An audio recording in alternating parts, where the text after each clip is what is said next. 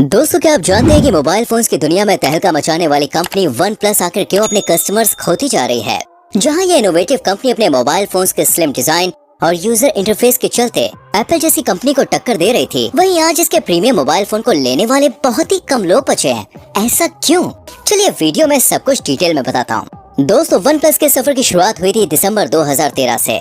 One plus ने अपना पहला स्मार्टफोन वन प्लस वन 2014 में लॉन्च किया था। उस समय तक इंडियन मार्केट के साथ साथ ग्लोबल मार्केट में एप्पल और सैमसंग जैसी लोकप्रिय स्मार्टफोन कंपनियों का राज था। लेकिन वन प्लस के आने पर इन कंपनियों की दुनिया में तहलका मच गया। कंपनी के सीईओ कार्ल की शुरुआत नोकिया के साथ 2010 में होती है, जब नोकिया काफी घाटे में चल रही थी और उस समय ये नोकिया में काम कर रहे थे। इस कंपनी को छोड़ने के बाद वो अपना लक ओप्पो में आजमाते हैं। मोबाइल इंडस्ट्रीज के बारे में अच्छी खासी नॉलेज लेने के बाद इन्होंने ये देखा कि मार्केट में जो मोबाइल फोन्स आ रहे हैं उनमें फीचर्स तो काफी हैं, लेकिन उनमें डिजाइन की बहुत ही ज्यादा कमी है और यूजर इंटरफेस भी काफी फीका है।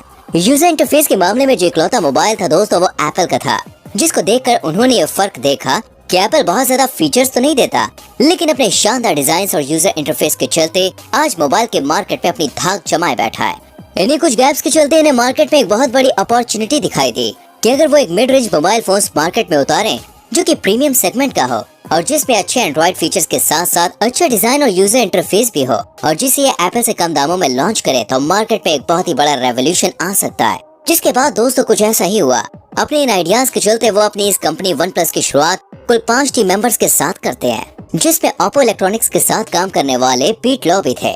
आपको ये जान के हैरानी होगी कि पीट ने अपने करियर की शुरुआत ओप्पो में हार्डवेयर इंजीनियर के रूप में की थी, जिसके बाद पीट ने मार्केटिंग टीम के साथ काम किया और अपनी मार्केटिंग स्किल्स और मेहनत के दम पर बाद में वन प्लस कंपनी के वाइस प्रेसिडेंट भी बन गए और आज के समय में पीट वन प्लस के सीईओ पद पर है। वन प्लस ने अपनी शुरुआत प्रीमियम स्मार्टफोन बाजार और उनकी जरूरतों को ध्यान में रख कर की। कार्ल ने दिसंबर 2013 में पहली बार स्लोगन अनाउंस किया अपना, जो कि था नेवर सेटल, और इन्होंने अपने मोबाइल फोन को शुरुआत से ही ऑनलाइन प्लेटफॉर्म्स की दुनिया में उतारा। ये अपने सभी मूवमेंट्स ऑनलाइन ही कर रहे थे, क्योंकि इन्होंने मार्केट में एक बड़ा चेंज देखा कि जहां साल 2010 में पहले लोग स्मार्टफोन्स ऑफलाइन जाकर खरीदते थे, वही कॉमर्स कंपनीज के आने के बाद अब लोग ज्यादातर ऑनलाइन ही फोन्स खरीदना पसंद करते हैं। और कुछ इन्हीं फ्यूचर आइडियाज को ध्यान में रखते हुए इन्होंने अपने फोन्स ऑफलाइन लॉन्च नहीं किए।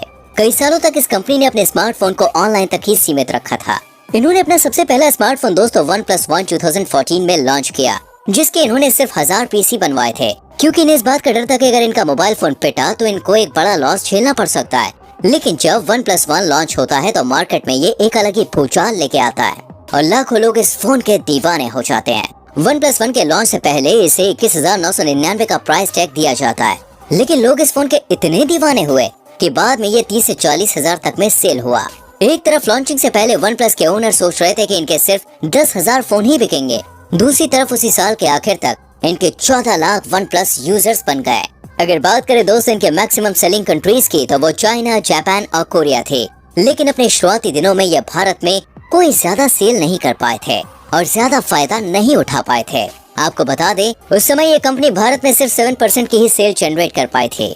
अब हुआ ये कि कंपनी के टीम मेंबर्स को ऐसा लगा कि उन्होंने स्मार्टफोन मार्केट को बीट कर दिया है, और आप तो जानते ही हैं कि ओवर कॉन्फिडेंट कैसे लोग की वाट लगा देता है। ऐसा ही कुछ यहाँ भी हुआ। बाद में जब ये अपना दूसरा फोन लॉन्च करते हैं, तभी ये स्नैपड्रैगन 800 सीरीज प्रोसेसर को अपने फोन के लिए यूज करते हैं, जिसमें कई सारे हीटिंग इश्यूज रहते थे, लेकिन अपने ओवर कॉन्फिडेंट के चलते इनको लगा कि ये अपने सॉफ्टवेयर के दम पर इन सभी इश्यूज को ओवरटेक कर देंगे, और इनका ये सोचना आगे चलकर बिल्कुल ही गलत साबित हुआ।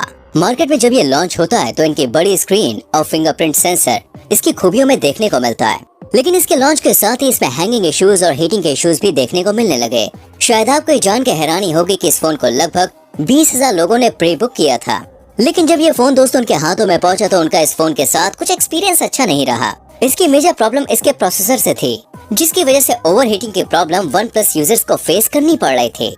अब प्रीमियम सेगमेंट पर फोन उतारने के बाद उन्हें लगने लगा कि वो मिड रेंज सेक्शन में भी अपने फोन्स ला सकते हैं, जहां पर अगर कम कीमत पर ये अपना फोन लॉन्च करेंगे तो ये और भी ज्यादा ग्रो कर सकते हैं। जिसके चलते वन प्लस ने 3GB रैम और 16GB स्टोरेज के साथ वन प्लस एक्स लॉन्च किया, जो कि लो प्राइस स्मार्टफोन्स में से एक था, जिसका प्राइस तकरीबन 16,999 रुपए था। लेकिन वन प्लस को शायद इस बात का अंदाजा नहीं था कि इंडिया में पहले से ही इस प्राइस रेंज में कई सारे स्मार्टफोन कंपनीज अपना दबदबा बनाए रखी है, और इसी कंपटीशन के चलते इनका ये मोबाइल फोन मार्केट में सरवाइव नहीं कर पाया। अब लगातार 2 मोबाइल फोन्स के पिटने के बाद ये कंपनी दोस्तों अपने बेसिक पर वापस आती है। मतलब अपनी कम्युनिटी के यूजर से फीडबैक लेकर पता लगाने की कोशिश करती है कि उनके मोबाइल फोन में आखिर प्रॉब्लम क्या रह गई थी, और फिर वो उन कमियों को सुधारने की कोशिश में लग जाते हैं। कमियों को सुधारने के बाद दोबारा ये मैदान में OnePlus 3 को उतारते हैं, जो कि अपने बेहतरीन फीचर से मार्केट में हिट साबित होता है। और फिर अपने कस्टमर एक्सपीरियंस के चलते ये समझ गए थे कि इनके यूजर्स इनको बजट फोन के लिए पसंद नहीं करते, बल्कि प्रीमियम स्मार्टफोन्स के लिए पसंद करते हैं। इस बात के खुलासे के बाद ये कंपनी काफी ग्रो करती है और बहुत ही कम समय में ये एप्पल और सैमसंग को बीट करने लगती है। साल 2018 में इन्होंने 40% मार्केट शेयर खेल लिए, जिसमें इन्होंने एप्पल को भी पीछे छोड़ दिया। इसके बाद इन्होंने अपने कई मोबाइल फोन्स मार्केट में उतारे, जो कि काफी बेहतर भी साबित हुए। अब आपको दौर याद होगा जब कोविड आया। अब इनका दिमाग फिर से हिलने लगता है और इन्हें लगता है कि ये एक बेहतर अपॉर्चुनिटी है एक बजट फोन उतारने की, जिसके चलते साल 2020 में OnePlus ने OnePlus Nord लॉन्च किया, जिसका मार्केट प्राइस उन्होंने 24,999 रखा, जिसमें इन्होंने अपने आखिरी लॉन्च हुए मोबाइल फोन्स के फीचर को थोड़ा मिनिमाइज किया था, प्रोसेसर को थोड़ा डिग्रेड किया और ड्यूअल सेल्फी कैमरे के साथ इसे मैदान में उतारा गया। और OnePlus Nord इनके मोस्ट सेलिंग स्मार्टफोन्स में से एक माना जाता है, क्योंकि अगर 2020 का OnePlus का टोटल रेवेन्यू देखा जाए तो तकरीबन 40% रेवेन्यू इनको OnePlus Nord से रिसीव हुआ। OnePlus यहाँ पर सेल तो जनरेट कर रहा था, लेकिन अब वो एप्पल और सैमसंग को छोड़कर Oppo और Vivo को कम्पीट करने में लग गए थे, जिस वजह से ब्रांड वैल्यू पूरी तरह से गिर गई। अगर बात करें इंडिया के स्मार्टफोन मार्केट की, तो दोस्तों आज की तारीख में सबसे ज्यादा BBK इलेक्ट्रॉनिक स्मार्टफोन मार्केट को घेरे हुए है। BBK की बात की जाए तो ये वही कंपनी है जिसके under Oppo, Vivo, iQOO, Realme, OnePlus जैसे ब्रांड काम करते हैं। अपनी मार्केट स्ट्रेटेजी के चलते दोस्तों इसने अलग अलग प्राइस रेंज में अलग अलग ब्रांड्स को लॉन्च किया। कोविड के बाद जब कंपनीज अपनी कॉस्ट कटिंग करने की कोशिश कर रही थी, तब BBK इलेक्ट्रॉनिक ने सोचा कि अगर Oppo और OnePlus को मिला दिया जाए तो उन्हें बहुत ही ज्यादा फायदा होगा, क्योंकि Oppo की काफी बड़ी टेक टीम है जो कि उनके मेंटेनेंस, डेवलपमेंट और क्वालिटी एश्योरेंस में काफी ज्यादा मदद कर सकती है। इसमें Oppo का ये फायदा देखा जा रहा था कि अगर Oppo OnePlus के साथ मर्ज करती है तो Oppo की ब्रांडिंग में, मार्केटिंग में और ऑनलाइन स्ट्रेटेजी बनाने में काफी ज्यादा सपोर्ट मिल पाएगा, जिसकी वजह से दोनों कंपनीज एक दूसरे को बहुत ज्यादा फायदा दिला सकती हैं। पर इनका ये कदम OnePlus की दुनिया पलटने जा रहा था।